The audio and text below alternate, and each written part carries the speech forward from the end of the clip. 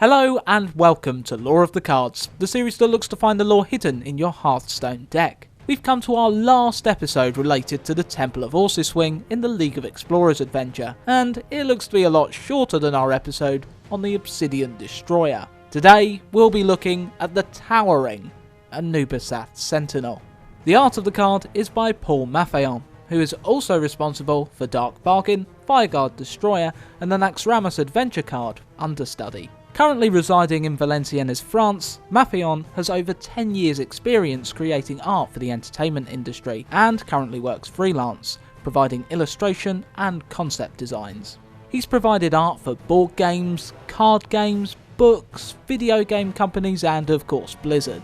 Maffeon produced one major lore character for the now discontinued Warcraft trading card game, Huln High Mountain, the Tauren that led his people in the defence of Azeroth during the War of the Ancients 10,000 years ago, which we talk about in our Ronin episode. Thousands of years ago, when Azeroth was a single continent, a war raged between the insidious insectoid Ahn'Qiraj and the vast troll empires. This war spanned thousands of years, until the trolls were able to split the Ahn'Qiraj Empire, not winning a decisive victory, but delivering a substantial blow to their adversaries. Some of the Ahn'Qiraj found a new home in the Silithus Desert. They overtook a Titan facility guarded by the Tol'vir, covered last episode. The Ahn'Qiraj reshaped this facility into a massive hive, and named their new empire Ahn'Qiraj. However, the facility also acted as a prison for one of the Titan's ancient enemies, the old god, Cthulhu, a being that thrived in chaos and sought to use the Ahn'Qiraj to sow the seeds of discord. The ancient Ahn'Qiraj once served the old gods before their defeat at the hands of the Titans, so the Ahn'Qiraj of Silithus were once again eager to worship their ancient master. These Ahn'Qiraj came to call themselves the Qiraji, their evolution shaped by Cthulhu's immeasurable power. Much of the Anubisath's creation is spoken about only in legend, as the Qiraji lock themselves away in Ahn'Qiraj. We cannot truly know how these beings were created. The formation of the Anubisath is credited to the twin emperors of the Qiraji, Vek'lor and Vek'nilash. One a talented sorcerer, the other a peerless warrior. The two brothers acknowledged that if they were to avenge their fallen empire and recapture their former glory, the Qiraji would need warriors of profound strength and unwavering loyalty to crush their adversaries. For this reason, the emperors oversaw the construction of the first Anubisath, deep within the earth below Ahn'Qiraj.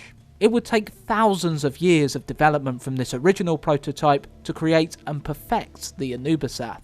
So long in fact that with the splitting of Azeroth 10,000 years ago at the end of the War of the Ancients, the few records that existed of the Ahn'Qiraj were lost, and the race were eventually forgotten. Patiently, the Qiraji waited, building their strength and creating more Anubisath, until approximately 1,000 years from the present day Azeroth, they launched their attack. The Qiraji spilled from their home, infesting the lands of Silithus. They were met head-on by the Night Elves, and the War of the Shifting Sands began.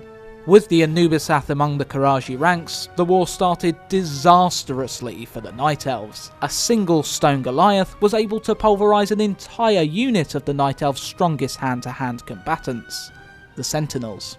The minimal intelligence the Anubisath were imbued with was just the right amount to make them formidable fighters and follow the orders of the Qiraji commanders. While the Anubisath were a limited resource, the commander of the Qiraji armies, General Rajax, used them boldly. He placed them in the front lines of the Qiraji army, knowing that these monolithic beasts would strike fear into their adversaries and tear their lines to shreds, allowing the rest of the Qiraji foot soldiers to swarm over the disorganised Night Elves. Thanks largely to the Anubisath, the Qiraji looked to win the war, but the Night Elf Fandral Staghelm was able to convince the Bronze Dragonflight to aid them. While the Anubisath could easily destroy those that fought them on the ground, the Flying Leviathans were a different matter entirely. Very few Anubisath were capable of spell work, and those that were far from the front lines.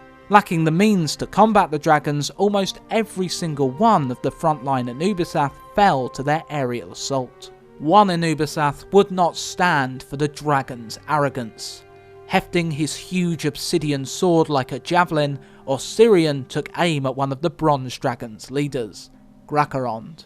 Osirian's sword flew true, maiming one of the great dragon's wings. Falling to the ground, Grakarond crushed many of the Qiraji's forces, and though wounded, was far from defenceless. The noble dragon turned his ire toward Osirian. The Anubisath squared up to a foe far more powerful than himself, and was mauled to within an inch of his life. With Grakarond on the ground, however, the Qiraji had a target they could focus, and soon ended the dragon's life. Osirian's beaten body was not abandoned, but dragged back to Ahn'Qiraj. Having suffered wounds that should have killed the Anubisath, some believed Osirian held favour in the eyes of the mighty Cthulhu. As a reward for his service, Osirian was reborn by Emperor Vek'nilash as a Horusath. Osirian found his strength bolstered, and his mauled head reshaped into the visage of a hawk.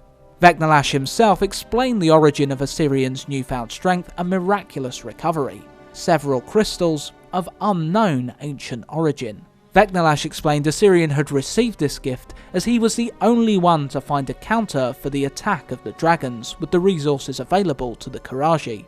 The emperors would later create the obsidian destroyers that were far more effective. However, Osirian's gift came at a price. He was now next to invincible, but if he strayed too far from his crystal life support, the Horusath's life would be no more. As word spread among the Qiraji ranks of Osirian's survival, he was given the title of the Unscarred and revered as an invulnerable hero. It is said that when the Qiraji were beaten back and sealed within Ahn'Qiraj, that Vek'nilash entrusted Osirian with a secret charge: to keep a watchful eye upon General Rajax, and ensure the commander never failed the emperors again. Despite being bound, Osirian seeks to aid his emperors in whatever way he can. Osirian's service, as well as that of the Anubisaths, would come to an end in vanilla World of Warcraft, when players stormed the two raids within Ahn'Qiraj. Cthulhu himself also fell, but this defeat does not mean the old god's death. The Anubisath Sentinel is an enemy within World of Warcraft, and the card's flavour text may very well be a reference to the unit's abilities. The text reads, "He's actually a 1/1 who picked up the hammer from the last guy." In WoW, the Sentinels would often have a single ability from a random pool. This could be healing, powerful attacks, or the ability to reflect certain magic schools. When one Sentinel dies, it gives its abilities to the other Sentinels in the area. So, with the death of his comrades, a single Anubisath Sentinel became even more powerful. This also explains its death rattle, the Anubisath passing on a portion of its power to another minion. All of what we have been talking about this episode could have possibly been retconned in the Cataclysm expansion, though there has been no confirmation of this. The reason? We see more Anubisath in the Titan Ruin, the Halls of Origination. We see beings very similar in appearance to Osirian. Setesh, Ammune and Raj all look similar to the Unscarred, just with different animal heads. These three are Titanic Watchers, who we'll cover in an episode soon. So, is Osirian a corrupted Titanic Watcher rather than a reshaped Anubisath? Are the Anubisath not the Qiraji's creation, but that of the Titans or one of their minions? Is the inclusion of the Anubisath within the Qiraji ranks a similar origin to the Tol'vir? None of these questions have been definitively answered within the game's story yet. All these questions show that our understanding of these Anubis-inspired giants could be completely rewritten. So, there you have it, the lore behind the Anubisath Sentinel, which could later down the line be retconned. Thanks Blizz. If you like the art, all the artists I could find are linked in the description below. I really hope you enjoyed this episode. If you did, why not pass on a little of your power like the Sentinel by liking, subscribing and sharing this video around. We'd really appreciate that. You don't have to go to quite the extremes the Sentinels do to pass on their power, it's just a click of a mouse. Of course, if you'd rather leave our poor maimed body out in the open to be eaten by dragons, you can hit the dislike button, but even an old god isn't that monstrous. Next League of Explorers episode, we'll be moving on to discover the lore locked behind the Alderman wing. Until then, happy Hearthstoning.